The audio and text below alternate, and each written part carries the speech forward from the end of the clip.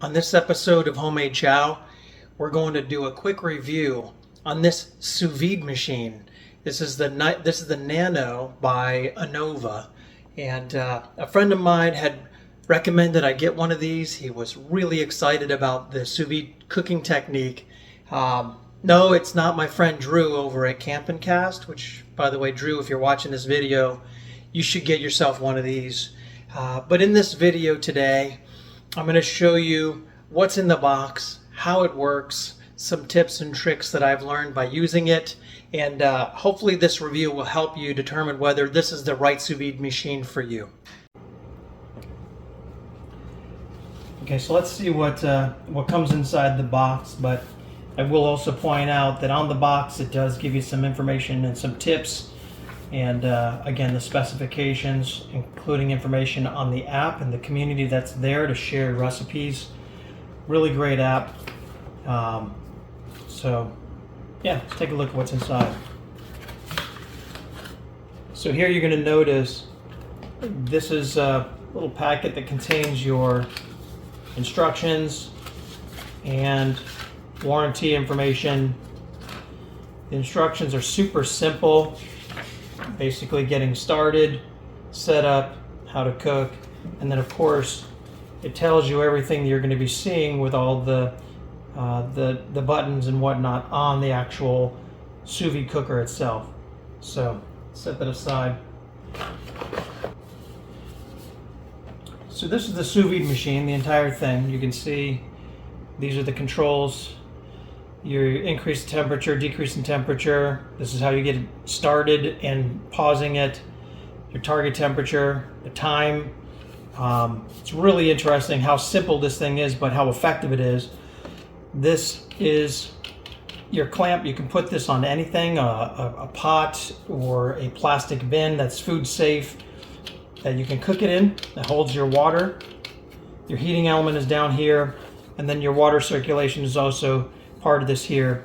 It does have your maximum and minimum water levels that you need in order to be able to make sure that this operates safely. And this does come off, so you can clean this if you should ever need to.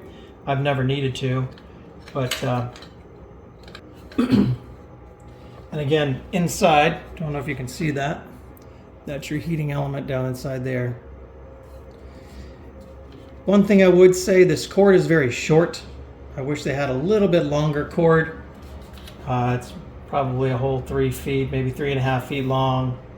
It would be nicer if it was a little longer, but many times you're going to be keeping your whatever it is you're cooking on a countertop, so you should have outlets nearby. So another couple things to note, this cord is 3 feet long. You have a 1-inch gap here that you can put this down onto, again, whatever it is you're going to be cooking. Some people put this in a cooler. The edge of the cooler might be too thick if you want to put that in there.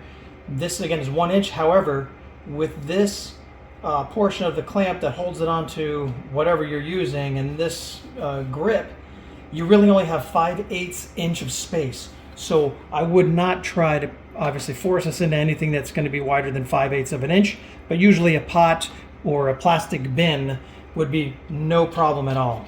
Usually if you're going to try to put it on a cooler, you might run into a little bit of a challenge. So usually when I'm doing something in the sous vide, I would typically use this pot. I don't even know what quart this is. It's probably a 20 quart pot. Maybe not even that big, but it's my largest pot that I have. It does have this contoured lip on the outside to hold the lid, but it's no problem. This fits right on here very easily, goes right in, and then you tighten it up, and it rests on the edge of this very well.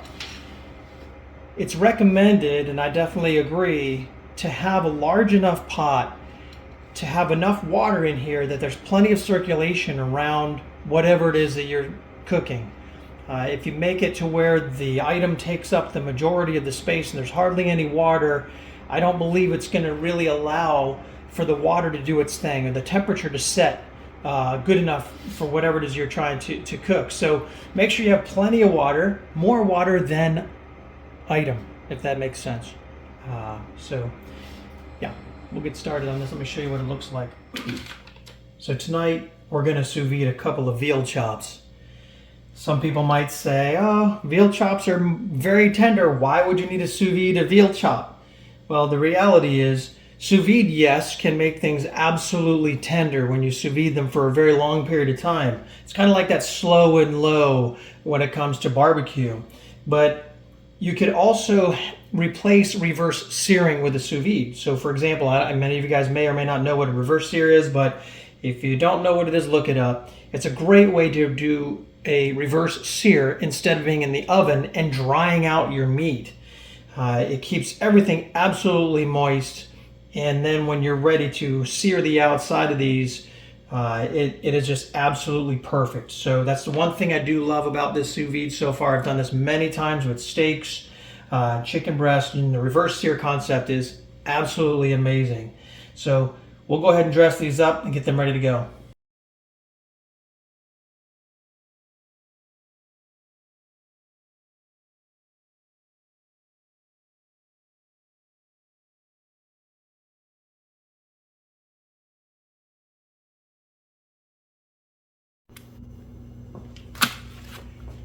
The hair's been removed. These are ready to go in the pot. Okay, so I've filled this pot with hot water from my tap. You can see it's already at 117 degrees. I just plugged this in. I filled this up just past the minimum water line level because when I put the steaks in, obviously displacement's going to push that water up a little bit higher. And that is going to be good. So in this pot I found out it's a 15 quart pot. So I've got 12 quarts of water in here. That gives me, again, plenty of water circulation to make sure that everything is an even temperature. So as we go through this, I can show you some of the buttons here that are really important to know, right? So if I wanted to increase the temperature that I want this to be set for, medium rare, 125 is great. And of course, if I hit that button, that'll play it and get going, and it'll start heating up. It'll activate it. There's a timer.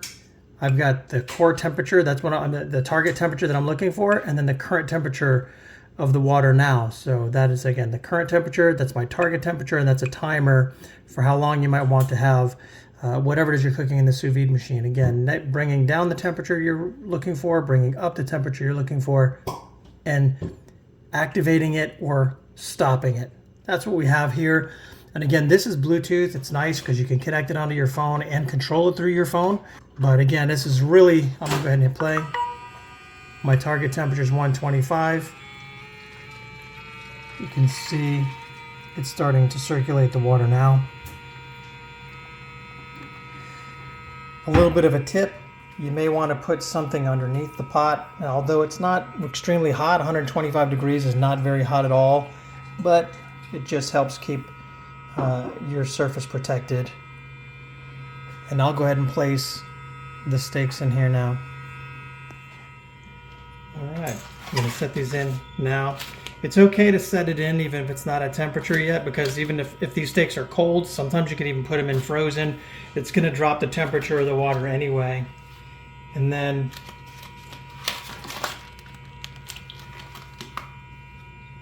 there you go, so it raised the level there. What I will do, drape those over the side. A tip, just use one of these little clips, paper clips, to hold these to the side so they don't just get out of control, but ensure that everything is underwater. So one of the critical advantages of the sous vide machine, or the sous vide method rather, is the ability to set a temperature and it won't exceed that temperature. In this case, I'm setting it at 125. It will not get higher than 125. And think about it. If you tried to reverse sear ever in an oven and you might have gotten distracted or something happened and it stayed in there for a few minutes too long, it could easily increase the temperature of your steak. Plus, when you take those steaks out, because it's been sitting in a temperature, maybe call it 200 or 225 degrees in an oven, the temperature on the outside of the steak is going to be higher than what the temperature is on the inside. It'll increasingly get hotter. With this, It doesn't work that way. I can leave this in the water for 2 hours, 3 hours if I needed to. Again, if something interrupted me, those dinner devils that came in and prevented you from finishing the rest of your meal. So, depending upon the starting temperature of your steaks or whatever it is you're putting in here, if it started at a colder temperature, it might take a little longer to get to temp, but you can keep it in that water for hours if necessary.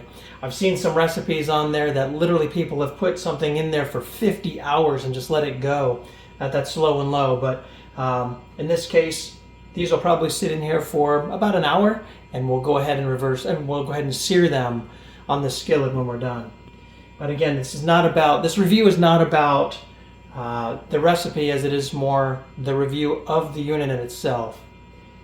This Anova unit is great. It's quiet. That's another thing. It's really nice. It's quiet. I've seen some people incorporate the lid.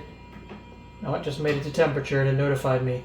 I've seen some people incorporate the lid of a cooler with a hole in it. They can drop this sous vide, this unit down inside of that and have it run that way.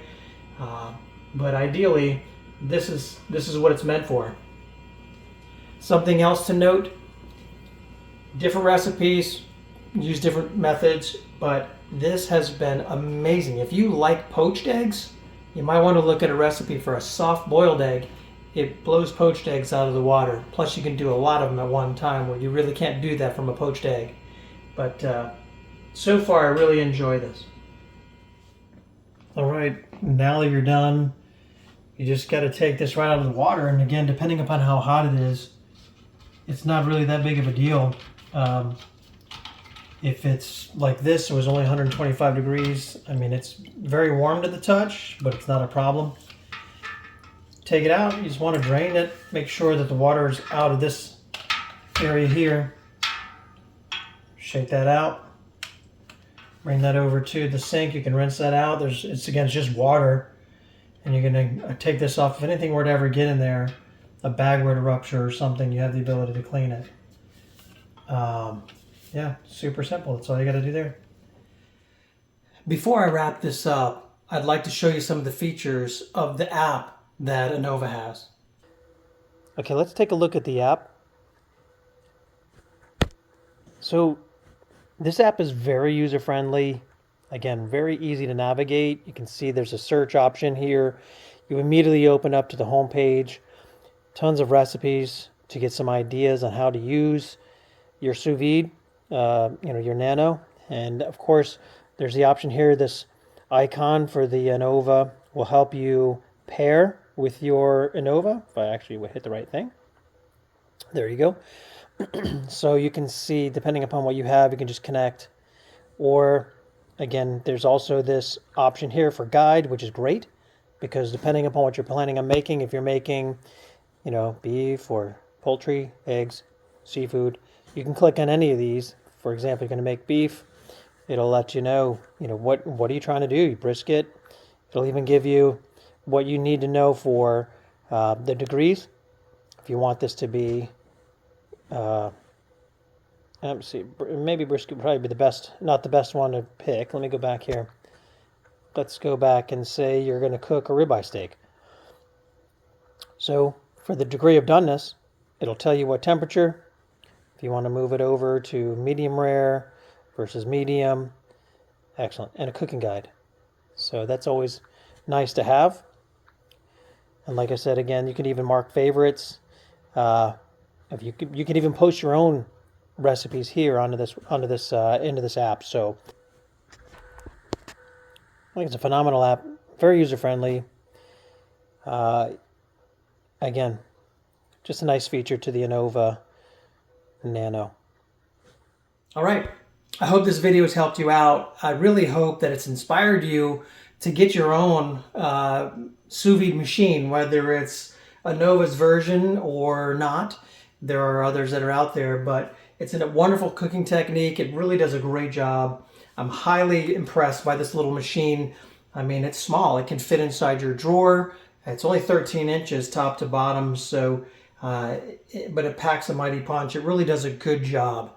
So again, I'd love to see or hear some of your own experiences with this machine, feel free to leave the comments down below or ask me any questions you might have.